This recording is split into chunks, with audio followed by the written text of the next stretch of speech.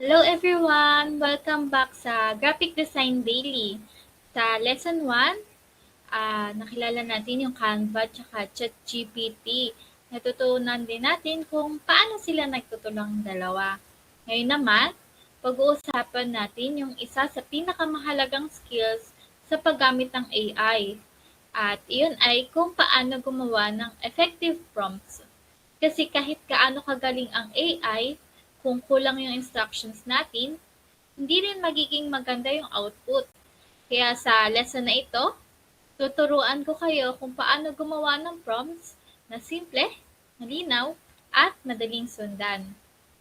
Bago tayo magsimula, alamin muna natin kung ano ba yung prompt.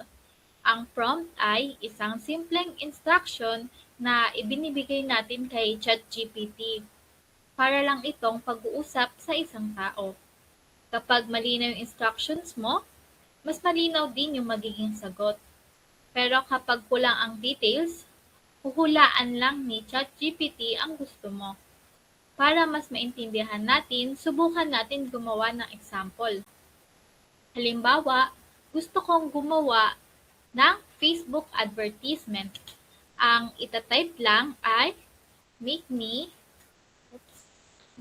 a Facebook ad. And then, hit send. Simple lang, di ba? Tingnan natin kung ano yung magiging response ni ChatGPT.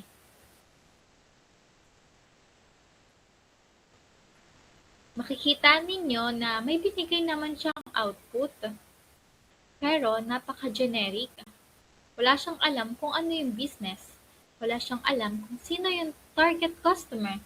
Hindi niya alam kung ano yung binebenta natin. Kaya general lang din yung naging response niya. Ayan.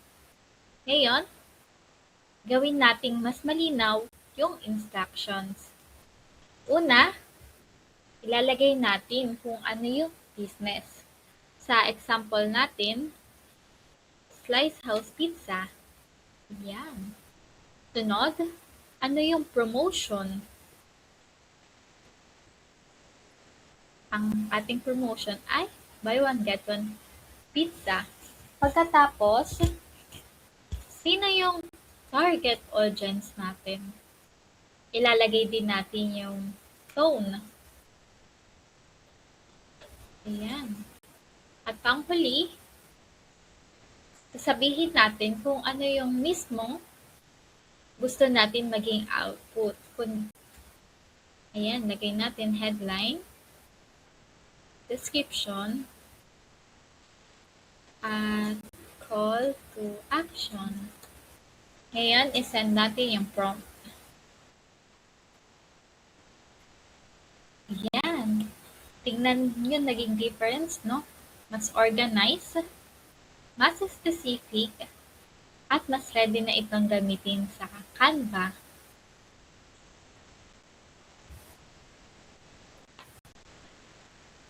Ayan, kaya napansin nyo, no?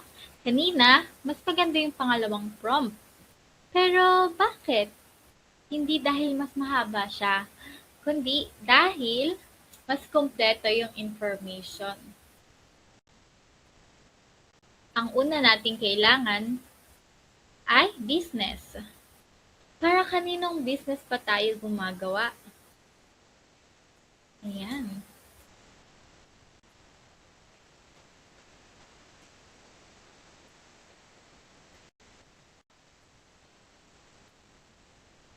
Ngayon, alam ni ChatGPT kung ano yung negosyong pinag-uusapan natin. Sunod, anong goal? Promotion ba? Logo?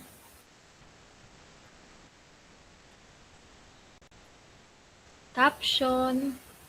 Sa example natin, Facebook advertisement. Ayan. Lang ayusin. Ayan. Ayusin natin siya dito. Ay, mali. Okay, ito. Ayan. Sumunod, audience. Importante ba yung target audience?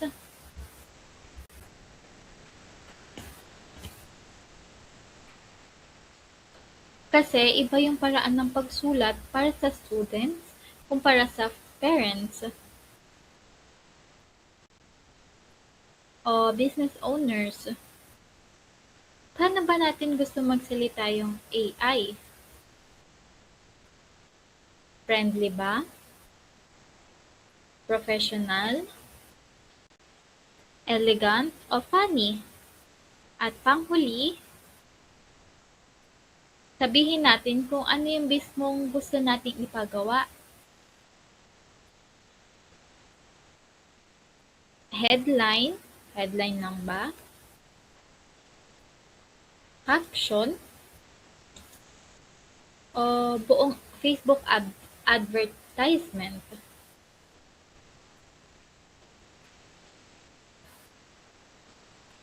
Ngayon, hindi na natin kailangan mag-isip pa ulit. Kopyahin lang natin yung buong design brief and paste. And then click send. Try natin siya kanina dito sa nauna nating ginawang prompt. Ayan, tingnan nyo. Dahil kompleto yung prompt natin, mas kompleto rin yung naging output.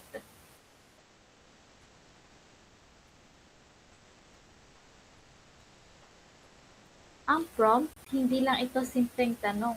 Isipin din natin na parang design brief ito. Ito yung ibinibigay ng client sa graphic designer. Ang kaibahan lang, ngayon, ang client ay ikaw at ang designer ay ChatGPT.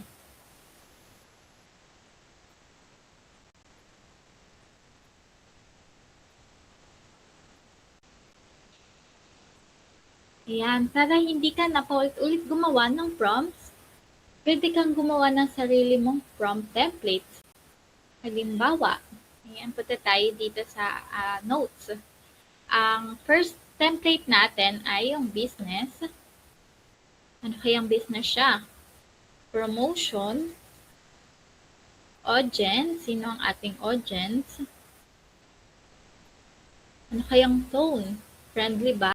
Ayan. At ano yung kailangan natin? Kapag may bago kang client, papalitan mo lang yung details. Hindi mo na kailangan magsimula ulit.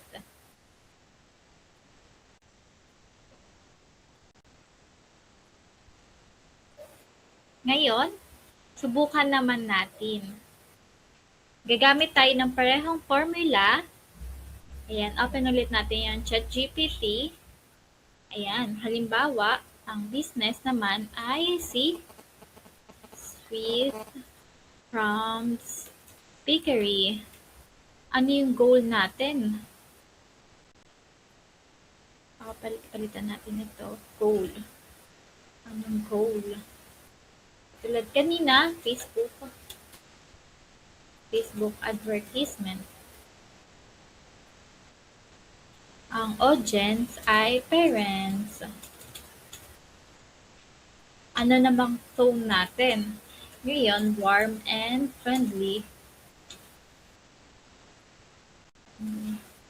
Ano yung kailangan natin? Headline, description, and CTA.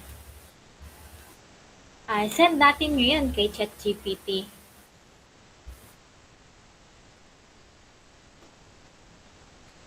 Ayan, makikita natin na mas malinaw na yung output dahil mas malinaw na din yung instructions natin.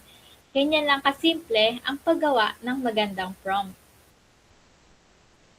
Congratulations!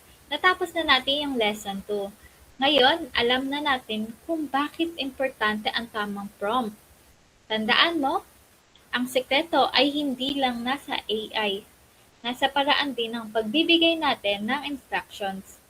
Sa susunod na lesson, gagamitin na natin yung prompt na ginawa natin para gumawa ng isang actual Facebook advertisement gamit ang ChatGPT at Canva. Kaya magkita tayo sa lesson 3!